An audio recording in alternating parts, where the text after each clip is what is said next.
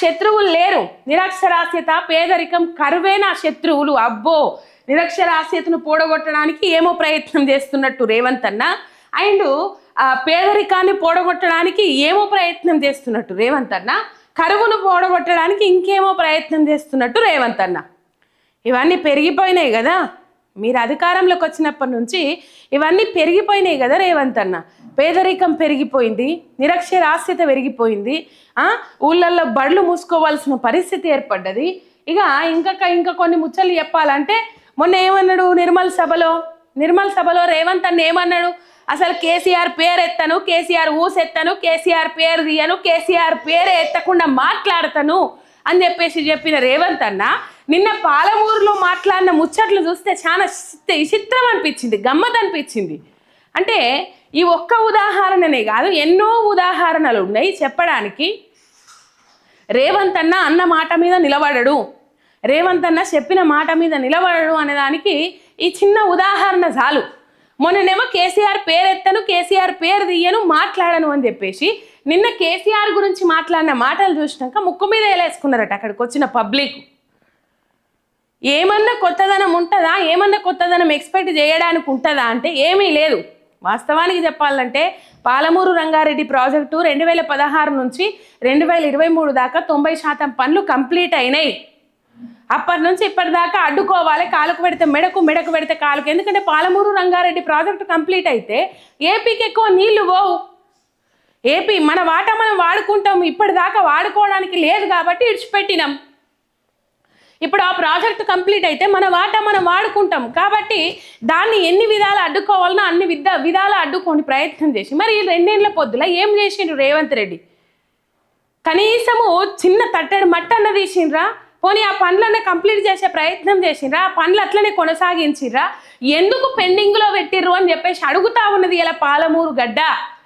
పాలమూరు రంగారెడ్డి నల్లగొండలను ఎండబెట్టాలనే కుట్రలో భాగంగానే ఆంధ్రాకు నీళ్లు తరలించకపోవాలని చెప్పేసి అంశం మీ మైండ్లో ఉన్నది కాబట్టే మీ చంద్రబాబు నాయుడు చెప్పిన ఆజ్ఞలు ఏవైతే ఉన్నాయో అవి తూచా తప్పకుండా పాటిస్తా అని చెప్పేసి మాట ఇచ్చిరు కాబట్టే ఇలా పాలమూరు రంగారెడ్డి పనులను ముంగటేసుకోలే, దాన్ని కంప్లీట్ చేసిన పాపాన ఓలే రేవంత్ అన్న. ఇలా దొంగ అన్నట్టు ఒక్క పని పూర్తి చేయని దొంగ రేవంత్ అన్న అని చెప్పేసి పాలమూరు ప్రజలు మాట్లాడుతూ ఉన్నారు. చెప్పింది చేసుకోవడానికి, చేసింది చెప్పుకోవడానికి ఏమీ లేదు కాబట్టి కేసీఆర్ మీద పడేడుస్తాడు అని చెప్పేసి మాట్లాడుతూ ఉన్నారు. ఏడ సభలు పెడితే ఆడ ఇజ్జత్ తీసుకుంటూ పోతా ఉన్నాడు రేవంత్ అన్న. ఇలా పాలమూరు రంగారెడ్డి ప్రాజెక్టు మీద పచ్చి అబద్ధాలు.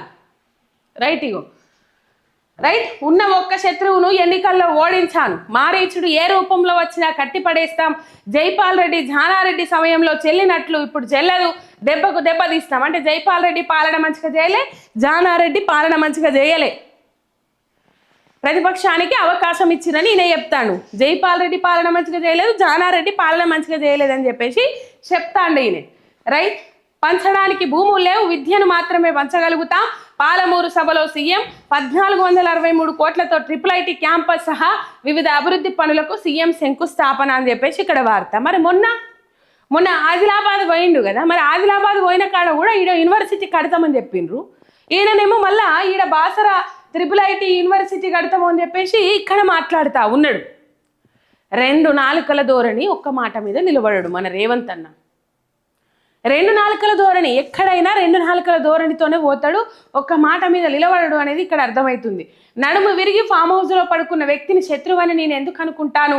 ఆయన లేచి సరిగ్గా నిలబడ్డప్పుడు కదా నేను మాట్లాడేది, అందుకే నాకెవరు శత్రువులు లేరు అని చెప్పేసి. అందుకే కదా అన్న మొన్న 75 నిమిషాల ప్రెస్ మీట్ పెడితే ఆ ప్రెస్ మీట్ చుట్టే మీ 1/2 డజన్ మంత్రులు ఇలా శత్రువుని నేను ఎందుకు అనుకుంటా, నాకేం భయం లేదంటుండు కదా. మొన్న కేసీఆర్ బయటకు వచ్చి 75 నిమిషాల ప్రెస్ మీట్ పెడితే రాత్రికి రాత్రి చరిత్రలో ఎవ్వరూ పెట్టనట్టుగా ఎవరు చేయని పనిని రేవంత్ అన్న చేసిండు. ఆ పని ఏంటంటే 9:30 గంటలకు జూబ్లీ హిల్స్ నివాసంలో చిట్చాట్ ఏర్పాటు చేసుకున్నాడు. ఆ చిట్చాట్ ఏర్పాటు చేసి సంజాయిషి చెప్పుకోవాల్సిన పరిస్థితి. కేసీఆర్ మాట్లాడిన మాటలకు అవి అవిట్లా కాదు ఇట్లా కాదు అని చెప్పేసి ఆయన కాపాడుకొని సంజాయిషి చెప్పుకోవాల్సిన పరిస్థితి ఏర్పడ్డది. తెల్లార వరకల్లా 1/2 డజన్ మంత్రులు ప్రెస్ మీట్లు పెట్టి మరి మాట్లాడే పరిస్థితి. దెబ్బకు పీపీటీ పవర్ పాయింట్ ప్రజెంటేషన్ ఇస్తాము అని చెప్పేసి నిర్ణయం తీసుకోవాల్సిన పరిస్థితి. 90 లక్షలు 9 లక్షలు 90 లక్షలు ఖర్చు పెట్టి ఆ పీపీటీ ఏర్పాటు చేస్తే ఆ పవర్ పాయింట్ ప్రజెంటేషన్ బయటికి రానియకుండా ఈయన అడ్డు పెడితే ఉత్తమ్ కుమార్ రెడ్డి రేవంత్ రెడ్డి లొల్లి పెట్టుకోవాల్సిన పరిస్థితి. ఇలా ఆయన బయటకు వస్తే కదా, ఆయన బయటకు వచ్చి మాట్లాడినప్పుడు కదా నేను ఫీల్ కావాలండి. మరి అంటే చిట్చాట్ ఎందుకు ఏర్పాటు చేసుకున్నారు? భయం ఏం లేకపోతే 1/2 డజన్ మంత్రులు మీటింగ్ ఎందుకు పెట్టిర్రు? 6 గ్యారంటీల మీద ప్రశ్నించిండ్రు కేసీఆర్.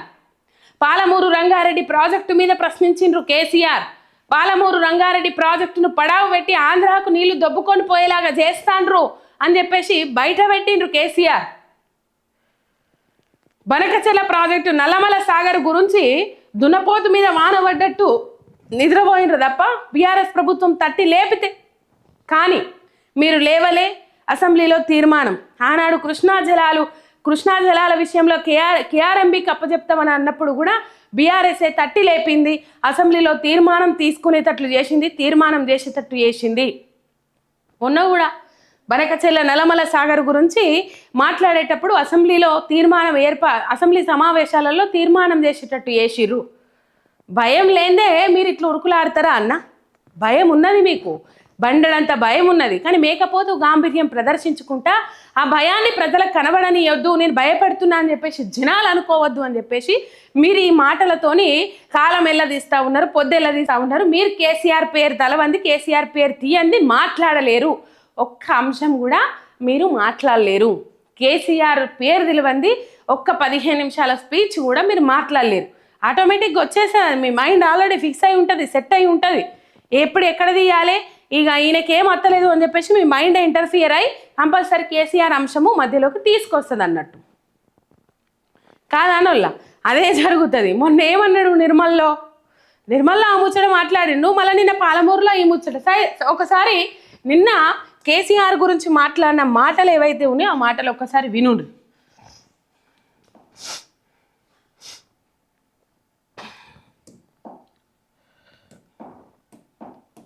రైట్.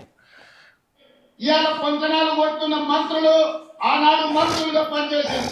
ఏ ఒక్క రోజైనా కేసీఆర్ దగ్గరికి వెళ్ళి ఈ ప్రాజెక్టులు పూర్తి చేయి, మా పాలమూరుకు నిధులు ఇవ్వండి అని ఏ ఒక్క రోజైనా అడిగిందా? ఆయన నడిమేది ఫామ్ హౌస్లు ఉంటే ఆయన శత్రువు అని నేనెందుకు అనుకుంటా? ఆయన లేచి చక్కగా నిలబడ్డప్పుడు కదా నేను మాట్లాడేది. అందుకే నాకెవరు శత్రువులు లేరు. ఇవాళ మీకు వచ్చిన బస్సు ప్రయాణం ఇది ఒక్కటే ఉంది చెప్పుకోనికి, ఇంకొకటి ఏమీ లేదు. ఎవరని అడిగితే నా ఫోటో జేబులో పెట్టుకొని తీసుకుంటే ఇంకో దీని దగ్గర పోయి తెచ్చుకోకూడదు కిరాయి పైసలు. ఎవరు అడగారు, ఎందుకు అడుగుతారు? ఆర్టీసీ బకాయిలు ఉంటే మిమ్మల్ని వచ్చి అడుగుతారు పాపం వాళ్ళు, కానీ ఉట్టిగా కండక్టర్లు పైసలు మిమ్మల్ని వాళ్ళని ఎందుకు అడుగుతారు? రైట్. పొంకనాలు కొడుతున్న మంత్రులు ఆనాడు కూడా మంత్రులుగా పనిచేసిరని చెప్పేసి మాట్లాడిండు కదా. జూపాలి కృష్ణారావు గురించి మాట్లాడిండు రేవంత్ అన్న. తర్వాత ఇప్పుడు పెరిగిన బస్ ఛార్జీలు ప్రజల దృష్టికి అందరికీ పోయినాయి. ఆల్రెడీ ఆల్మోస్ట్ ప్రజలందరికీ అర్థమైంది. ఏమని అర్థమైంది? ఈ చేతి ఇస్తాడు, ఈ చేత డబ్బులు గుంజుతాడు అని చెప్పేసి 50% బస్ ఛార్జీలు పెంచిండు కదా మొన్న సంక్రాంతికి. అంతకుముందు దసరా పండుగకు పెంచిండు కదా. ఈడనేమో బస్ ఛార్జీలు పెంచి ఇక్కడ తెలంగాణ ప్రజల నుంచి ముక్కు వెండి వసూలు చేస్తాడట. అక్కడ ఆంధ్రాకు పండగకు పోయేటోళ్ళకేమో టోల్ ఛార్జీలు మినహాయించి టోల్ ఛార్జీలు తెలంగాణ ప్రభుత్వమే భరిస్తుందని చెప్తాడట. ఆర్ఐన్బి మినిస్టర్ లేఖ రాస్తాడట. అందరికి అర్థమైంది వాళ్ళ ఫ్రీ బస్సు తతంగం, అందరికి అర్థమైంది. ఈ చేత ఇచ్చినట్టు చేస్తాడు, ఆ చేత గుంజుకుంటాడు, ఏమీ లేదు, మనం ఏడాదికో దినం పోతాం, అయినప్పటికి కూడా డబ్బులు వసూలు చేస్తాడు మన దగ్గర అని చెప్పేసి అర్థమైంది ప్రజలకు. అందుకే ఈ ఫ్రీ బస్సు ముచ్చట మళ్ళీ ఎత్తుకున్నాడు రేవంత్ అన్న. పంచతందుకు భూములు లేవట. నిన్న రాసుకొచ్చిండు కదా మీ అనుబంధ సంస్థ పత్రికలల్లా. తెలంగాణ రాష్ట్రమే నెంబర్ 1గా ఉన్నది. ఏండ్ల నెంబర్ 1గా ఉన్నది? తెలంగాణకు ప్రభుత్వ భూములు, తెలంగాణ రాష్ట్ర ప్రభుత్వానికి ప్రభుత్వ భూములు ఎక్కువ ఉన్నాయి. దేశంలోనే టాప్గా నిలిచింది. పెట్టుబడులు పెట్టడానికి ఆకర్షించింది. అది దావోసు పెట్టుబడుల కోసం రాసుకొచ్చారు. కానీ పేదలకు ఇచ్చడానికి మాత్రం భూములు లేవట. వీళ్ళు అమ్ముకొని పైసలు చేసుకొని బొర్రలలో వేసుకొని అర్రల బజ్జున తట్టు, సల్లగదిల కుట్ట అర్రల బజ్జున తట్టు పైసలు ఉన్నాయట. కానీ వీళ్ళకు పేదలకు పంచడానికి భూములు లేవట. రైట్. మొత్తం మీద ఇది పాలమూరు రంగారెడ్డి మీద మస్తు అబద్ధాలు మాట్లాడిండు. నిజంగా చెప్పాలంటే 90% పనులు పూర్తయినప్పటికీ కూడా 10% పనులు ఒక్కొక్కటి 98% కూడా కంప్లీట్ అయినట్టు మనకు ఉన్నాయి లెక్కలు, ఆధారాలు ఉన్నాయి. మొన్న మాజీ మంత్రి హరీష్ రావు గారు తెలంగాణ భవన్లో పీపీటీ పెట్టి మరి వివరించారు.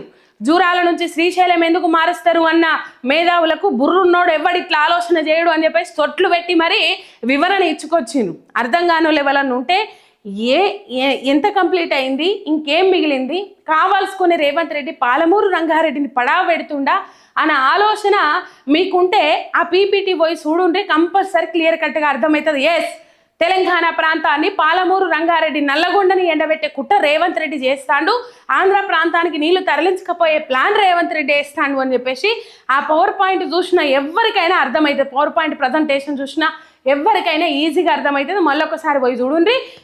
పాలమూరు రంగారెడ్డిపై మాజీ మంత్రి హరీష్ రావు పీపీటీ అని కొట్టండి, వెళ్తుంది మీకు.